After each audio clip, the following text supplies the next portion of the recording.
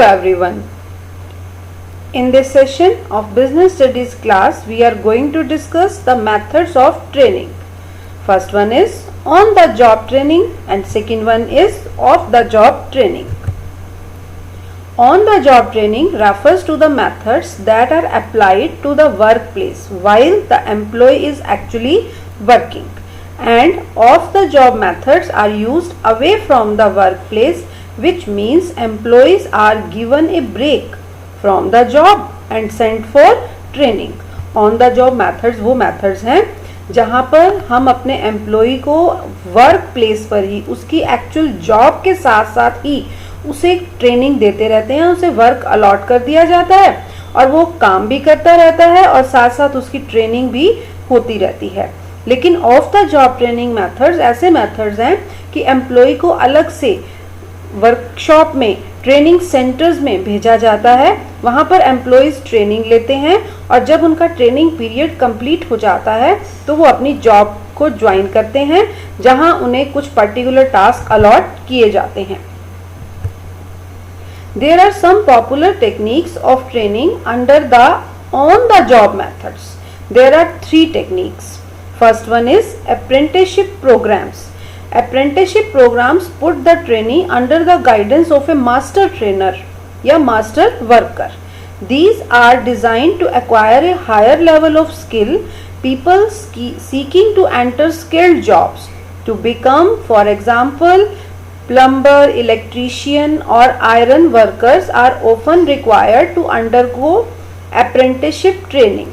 These apprentices are trainees who spend a prescribed amount of time working with an experienced guide or trainer or master worker.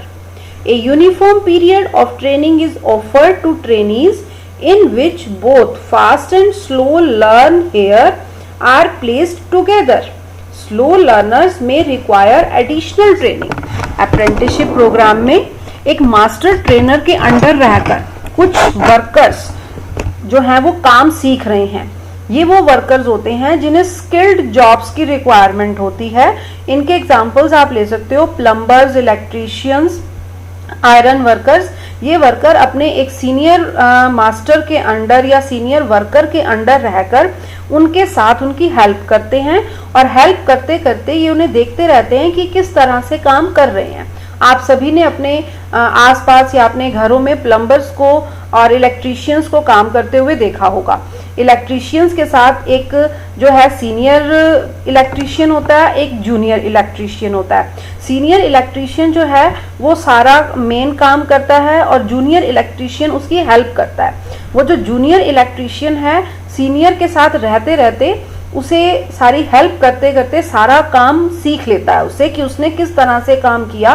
वो उसे observe करता रहता है, उसे देखता रहता है और उसी की तरह एक दिन वो एक परफेक्ट वर्कर बन जाता है. अप्रेंटिसशिप प्रोग्राम मेनली वहां अप्लाई किया जाता है जहां पर बहुत ही स्किल्ड नॉलेज की, स्किल्ड एक्सपीरियंस की जरूरत होती है. वहां पर अप्रेंटिसशिप प्रोग्राम जो है अप्लाई किए जाते हैं. कुछ लर्नर स्लो होते हैं और कुछ लर्नर फास्ट होते हैं. अगर सीनियर का जो जूनियर है वो स्लो लर्नर है तो वो ज़्यादा उसे अटेंशन देता है, ज़्यादा टाइम तक उसे ट्रेनिंग देता है. अगर लर्नर जो है वो फास्ट लर्नर है तो सीनियर पर्सन बहुत कम पीरियड में ही अपने जूनियर को क्या कर देता है, एक्सपर्ट कर देता है और उसका ट्रेनिंग कंप्लीट हो जाता है.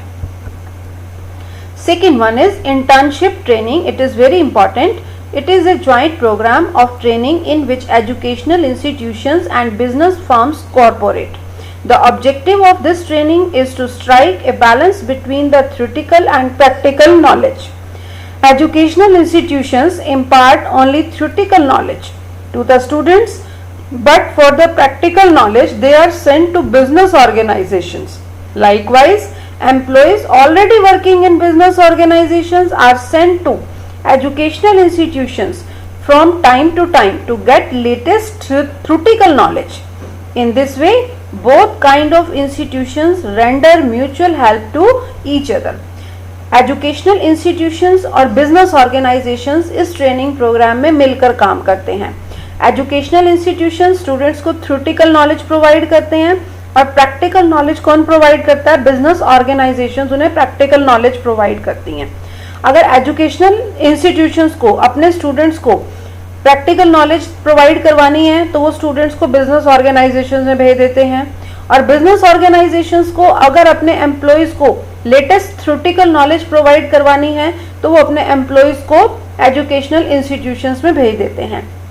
एग्जाम्पल से क्लियर करते हैं, आप में से कुछ स्टूडेंट्स जो हैं क्लास 12th के बाद सीए करेंगे, कुछ बीकॉम के बाद सीए करेंगे, ठीक है। अब सीए का जो इंटर्नशिप पीरियड है वो कितने टाइम का होता है, 3 इयर्स का होता है। अब जिस स्टूडेंट को सीए करना है वो क्या करेगा, सीए के एग्जाम देगा, थ्योरेटिकल जो है वो एग्जाम देगा, लेकिन उसकी डिग्री जो है थ्योरेटिकल एग्जाम के साथ कंप्लीट नहीं होगी जब तक वो एक सीनियर सीए के अंडर 3 इयर्स तक अपनी इंटर्नशिप कंप्लीट नहीं कर लेता। यानी कि Indian institute of chartered accountant का जो इंस्टीट्यूट है वो आपको थ्योरेटिकल नॉलेज प्रोवाइड करेगा, आपके रिटन एग्जाम लेगा, थ्योरी एग्जाम लेगा। उसने आपको क्या प्रोवाइड की, थ्योरेटिकल नॉलेज प्रोवाइड की, लेकिन आपको प्रैक्टिकल नॉलेज कौन प्रोवाइड करेगा, एक सीनियर सीए जिसके अंडर आप 3 इयर्स तक रहकर इंटर्नशिप प्रोग्राम करोगे, ठीक है। तो इंटर्नशिप प्रोग्राम के बाद ही फाइनली आपको जो है आपकी सीए की डिग्री मिल पाएगी। अगर आपने थ्योरेटिकल नॉलेज तो ले ली लेकिन प्रैक्टिकल नॉलेज नहीं ली तो आपको आपकी इंटर्नशिप के बिना आपकी सीए की डिग्री नहीं मिल पाएगी। Next is induction training. Induction training means to acquaint the newly appointed employees with their job and the organization. Under this, new employees are introduced both to their superiors and subordinates so that they can act as a team. Apart from this, he/she is informed about the objectives and policies of the organization. He/she is also informed about their own authorities and responsibility. Induction training जो है वो क्या है कि एक new employ जब आपके organisation में अपॉइंट किया जाता है तो आप उसे उसके सीनियर से, उसे उसके जूनियर से फेमिलियर कराते हो, उस ऑर्गेनाइजेशन के रूल रेगुलेशन से, काम करने के मेथड से, ठीक है, उस वहाँ के एनवायरनमेंट से, वहाँ उसके पास क्या अथॉरिटीज होंगी, उसकी क्या क्या रिस्पॉन्सिबिलिटीज होंगी, इन सब बातों से फेमिलियर करवाना एक न्यू एम्प्लॉय को क्या कहलाता है, इंडक्शन ट्रेनिंग कहलाता है। Now come to the off the job methods. There are only one of the job training method, that is vestibule training. It refers to the training method under which training is imparted away from the work floor with the help of equipments and machine identical to those at the place of work. Under this method, with a view to imparting training to new employees, a separate training center is set up. An experienced and trained trainer is appointed as an in charge of center. Machine, tools and other equipments are so arranged in the center as to present a look of a workshop. When the employees are trained, they are put on the real job. It is generally used where the employees are required to handle sophisticated machinery. Off the job training methods में एक ही popular method है, that is vestibule training method. Vestibule training method में हम अपने work place से दूर एक training centre establish करते हैं। उस ट्रेनिंग सेंटर में सेम वैसी machine, tools, techniques, equipments arrange किए जाते हैं जो उनके रियल वर्क प्लेस पर उन्हें प्रोवाइड किए जाने हैं, और उन्हें वहाँ एक मास्टर ट्रेनर होता है जो उन सब के बारे में उन्हें नॉलेज देता है, ट्रेनिंग देता है, एम्प्लॉयज़ को एक्सपर्ट करता है ताकि एम्प्लॉयज़ अपने वर्क प्लेस पर मैक्सिमम आउटपुट दे सकें और वेस्टेज को मिनिमाइज कर सकें। Now come to the related case studies. Name the training method in which a newly appointed employee is acquainted with the organization.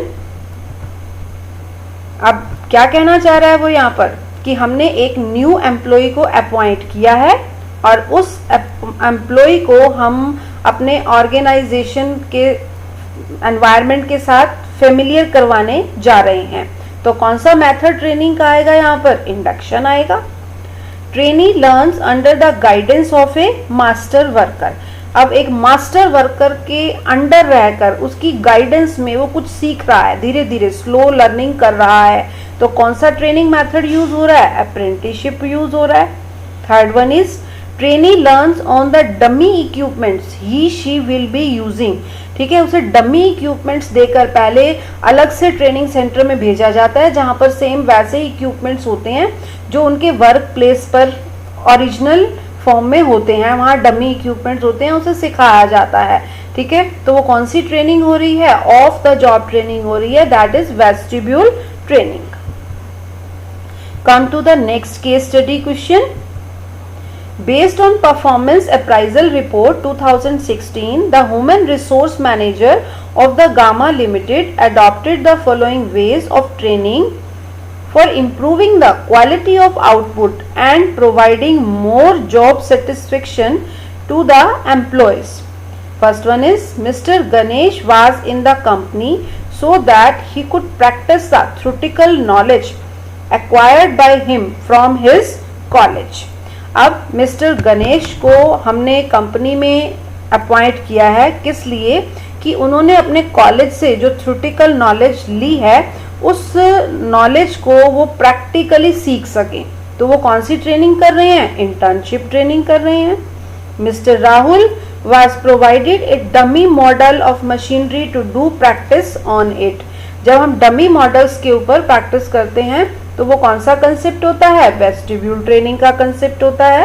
And the last one is mister Shekhar was asked to work with an expert for specific period of time so that he learns by observation. जब हम किसी senior person के साथ रहते हैं और उसको observe करते करते हम सारा काम सीख लेते हैं, तो वो कौन सा प्रोग्राम होता है? अप्रेंटिसशिप प्रोग्राम होता है।